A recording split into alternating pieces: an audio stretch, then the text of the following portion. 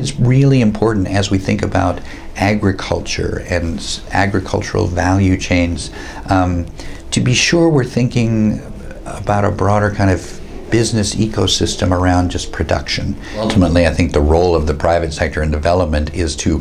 kind of displace what we call development, and that is, 50 years from now, I hope we're not having the conversation about the role of private sector in development in Africa. We're talking about a thriving and vibrant private sector in Africa, the benefits of which accrue to smallholder farmers, small business people, entrepreneurial men and women.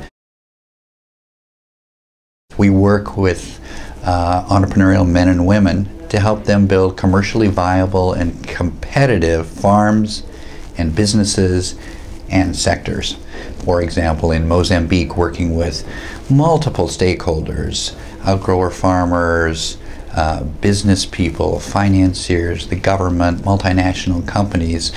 trying to invigorate the domestic poultry sector there, where in 4 years, from 2005 to 2009, we saw that sort of industry grow from about a $25 million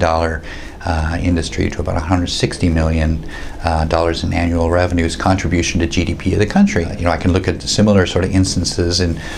work with our international sort of multinational partners, for example, Coca-Cola in East Africa, as they've launched their Minute Maid brand of juices there, seeking to source passion fruit and mango for those juices and still having to import that from outside of Africa. Well,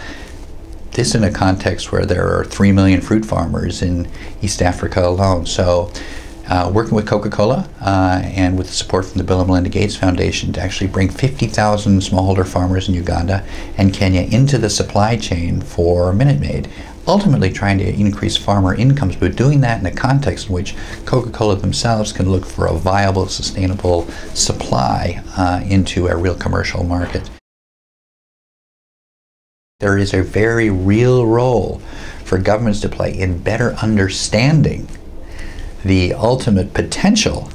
for private sector-led growth, private sector growth in various countries, and then to understand the kind of catalyzing role that government can play in terms of the provision of resources, of infrastructure, potentially sometimes of